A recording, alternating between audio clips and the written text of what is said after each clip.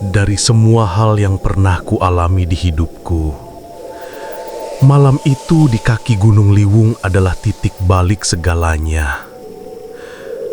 Aku pikir saat kami keluar dari hutan itu, semuanya akan kembali normal. Tapi ternyata kami hanya membawa pulang tubuh kami. Jiwa kami tertinggal di sana. Dan mimpi itu yang mulai mengusik pertama kali. Bukan mimpi biasa, tapi potongan pesan yang terasa seperti panggilan.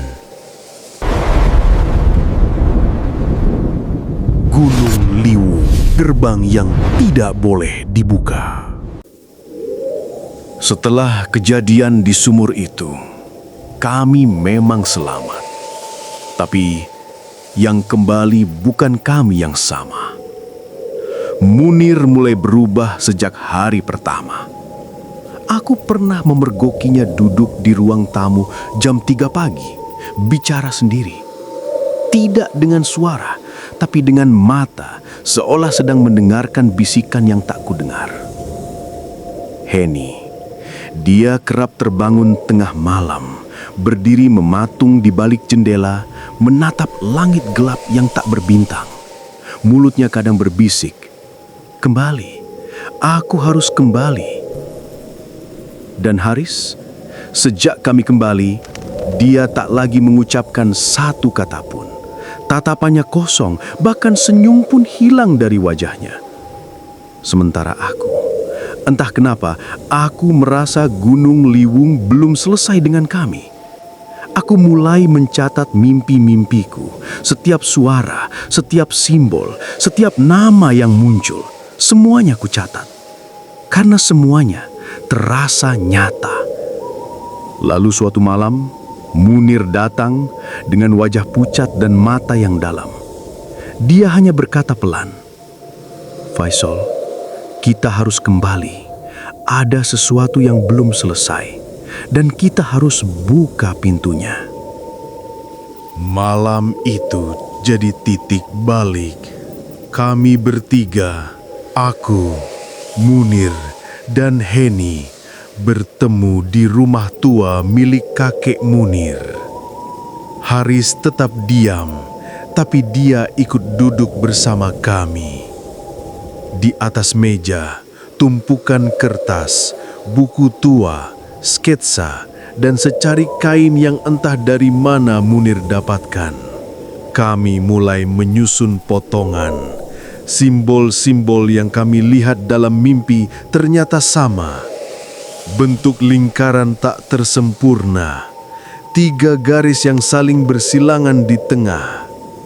Munir menggambarnya tanpa sadar, dan aku punya catatan yang nyaris identik dari mimpiku 2 minggu lalu. Heni yang selama ini pendiam tiba-tiba menyebut satu nama yang mengguncangkan semuanya. Azhara. Aku langsung merinding. Nama itu muncul di mimpiku juga, seperti suara yang memanggil dari balik kabut. Datanglah ke Azhara, di sanalah semua dimulai. Kami mulai mencari di arsip perpustakaan desa, tua, berdebu, tak terawat. Tapi di antara lembar-lembar rapuh itu, kami menemukan sebuah catatan, tanpa judul, tanpa penulis. Hanya tulisan tangan kuno yang menyebut satu lokasi. Gerbang pertama di kaki Gunung Liwung. Jangan dibuka. Tapi bagi kami justru itu jawabannya. Semua mimpi, semua suara, semua perubahan mengarah ke satu tempat. Dan ketika kami menemukan foto lama dari tahun 1972, memperlihatkan 3 orang berdiri di depan lubang besar berbentuk melingkar di tengah hutan, kami tahu inilah saatnya kembali ke Gunung Liwung. Bukan sebagai pendaki, tapi sebagai penyelidik kebenaran. Kami berdiskusi sepanjang malam. Peta kasar dari foto itu kami cocokkan dengan ingatan mimpi kami. Lokasi lubang besar di kaki timur Gunung Liwung. Ternyata tak jauh dari jalur pendakian lama yang kini ditutup. Jalur itu pernah longsor bertahun-tahun lalu dan tak pernah dibuka lagi. Tapi keesokan harinya, kami putuskan berangkat. Kami tak minta izin, kami tak beritahu siapapun. Hanya kami berempat, membawa kompas, peta, senter, dan catatan-catatan mimpi. Kami siap, atau setidaknya mencoba percaya kalau kami siap. Dan saat kabut mulai turun, langkah kami pun dimulai. Kami mendaki kembali, tapi kali ini bukan untuk bertualang. Kami ingin tahu apa itu Gunung Liwung sebenarnya. Perjalanan terasa berbeda, seolah hutan itu hidup mengawasi. Akar-akar pohon menyentuh kaki kami seperti mencoba bicara. Haris yang sejak dulu diam berhenti mendadak dan berbisik untuk pertama kalinya sejak kembali. Kita tak sendiri. Lalu ia kembali diam, tapi kami semua mendengarnya. Suara lirih lain dari balik pepohonan, seperti bisikan, seperti nafas. Setelah 3 jam berjalan tanpa mengikuti jalur manapun, kami menemukannya. Lingkaran batu raksasa, penuh lumut dan akar yang membelit. Dan di tengahnya, lubang besar, gelap, dingin. Tepat seperti dalam foto 1972. Tempat itu adalah gerbang. Dan saat kami mendekat, kabut turun lebih pekat. Suara berdengung perlahan memenuhi udara, menggetarkan dada kami. Lalu, tanah di bawah kami bergetar, seperti bernafas. Sesuatu terbuka. Kabut menelan kami. Suara berdengung, rasa dingin seperti tulang ditarik keluar dari tubuh. Dan saat ku buka mata, dunia telah berubah. Kami berada di dimensi lain. Segalanya terasa lebih tua, lebih murni, tapi penuh kegelapan. Di sana, kami melihat Gunung Liwung berdiri lebih tinggi. Langitnya merah kelam. Suara-suara berbisik dalam bahasa yang tak kami mengerti. Dan kami melihat mereka, bayangan-bayangan manusia berjalan tanpa arah, seperti tersesat, seperti terperangkap. Salah satu dari mereka mengenakan jaket pendaki dari tahun 70-an. Wajahnya separuh hancur, tapi di tangannya masih tergenggam peta yang sama seperti milik kami. Saat dia berbalik menatap kami, jantungku berhenti berdetak sejenak. Dia bicara, tapi bukan dengan suara, melainkan masuk langsung ke kepala kami. Kalian membuka pintu pertama, tapi belum tahu apa yang kalian bangunkan. Bayangan itu menatap kami dalam diam, tak bergerak, tak bernafas, tapi kata-katanya terus bergema di kepala kami. Pintu pertama hanya membuka luka lama yang belum pernah sembuh. Heni menggenggam tanganku erat. Dia gemetar, tapi matanya tetap menatap makhluk itu, seperti hipnotis. Munir melangkah ke depan, seolah tak takut. Tapi aku tahu, dia bukan bicara sebagai dirinya sendiri saat berkata, "Kami datang untuk tahu tentang Azhara, tentang apa yang disembunyikan." Makhluk itu tersenyum. Separuh wajahnya retak. Lalu ia menunjuk ke hutan gelap di belakang kami. Azhara menunggu. Seketika, kabut menggulung kembali. Kami tersedot dalam pusaran cahaya merah dan hitam. Tanpa suara, tanpa gravitasi, seperti terjatuh ke dalam mimpi yang ditarik mundur. Ketika kami sadar, kami berada di tengah lembah aneh. Langit bergerak seperti pusaran air. Waktu terasa mati. Di sana berdiri bangunan tua. Batu hitam berlumut dengan simbol yang sama seperti dalam mimpi kami. Haris terduduk, wajahnya pucat. Tiba-tiba ia berkata, "Ini bukan tempat asing. Aku pernah di sini saat kecil." Kami menoleh padanya, tapi dia menangis. "Ibuku dibawa ke sini." Kami mulai paham. Dimensi ini bukan sekadar tempat. Ini semacam pantulan masa lalu. Luka kolektif, sejarah yang terhapus. Setiap kami melihat batu, pohon, tanah, kami melihat fragmen ingatan. Gambar-gambar muncul di kepala, ritual, darah, tubuh-tubuh yang dibakar. Heni jatuh terduduk, berteriak.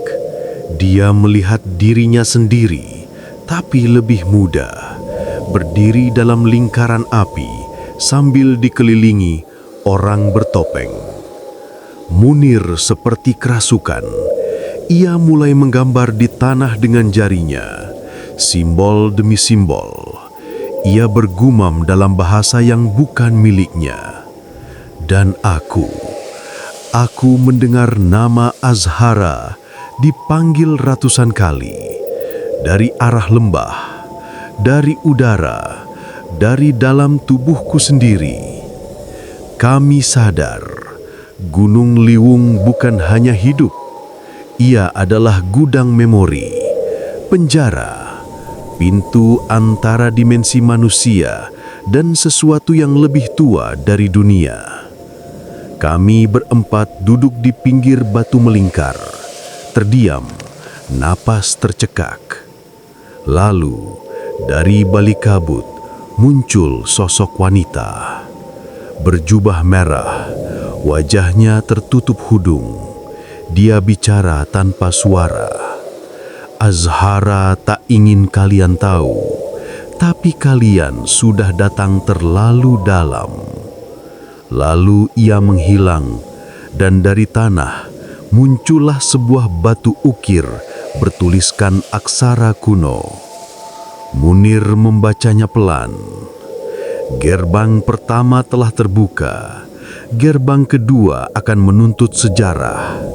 Jika tak sanggup, kalian akan menjadi bagian dari gunung ini. Kami saling pandang. Tak ada yang bicara. Tapi kami semua tahu, ini belum selesai. Ini bahkan belum benar-benar dimulai. Kami masih duduk di sana, di antara kabut dan sunyi yang tak lagi alami. Udara membeku, tanah di bawah kami terasa berdenyut, seolah ada sesuatu yang bangkit perlahan dari dalam bumi. Tak ada yang berani berdiri. Tak ada yang tahu apakah melangkah maju berarti hidup atau justru menghilang selamanya. Haris menatapku dengan mata merah. Bukan karena lelah, tapi karena dia tahu sesuatu. Sesuatu yang belum dia katakan. Munir masih memandangi batu ukir itu. Tangannya gemetar. Heni memejamkan mata, bibirnya bergetar seakan membaca doa dari masa lalu. Aku sendiri mulai merasa tempat ini tak lagi asing. Ada yang menuntunku, tapi aku tak tahu kemana. Munir akhirnya bicara. Suaranya berat, serak. Gerbang kedua tak akan terbuka karena kemauan kita, tapi oleh kebenaran yang kita bawa. Tiba-tiba, tanah bergetar pelan. Di kejauhan, dari balik kabut yang tak kunjung menghilang, tampak siluet bangunan tua. Seperti runtuhan, tapi bukan manusia yang membangunnya. Gerbang kedua. Itu bukan hanya tempat, tapi ujian. Dan kami belum siap. Tapi tak ada jalan kembali. Karena saat gerbang pertama terbuka, jalan pulang telah hilang bersama waktu. Kami bangkit perlahan, menatap ke arah kabut yang mulai menyibak. Apapun yang menunggu di sana akan mengubah segalanya. Dentingan logam tua menggema dari arah siluet itu. Angin bertiup membawa suara samar seperti nyanyian ritual kuno. Dan disinilah kami berdiri di ambang sejarah, di ujung dunia lama, di depan sesuatu yang ingin dilupakan. Gerbang kedua. Menanti yang bersedia mengingat. Cerita ini belum berakhir. Gunung Liwung akan kembali. Subscribe kalau kamu berani.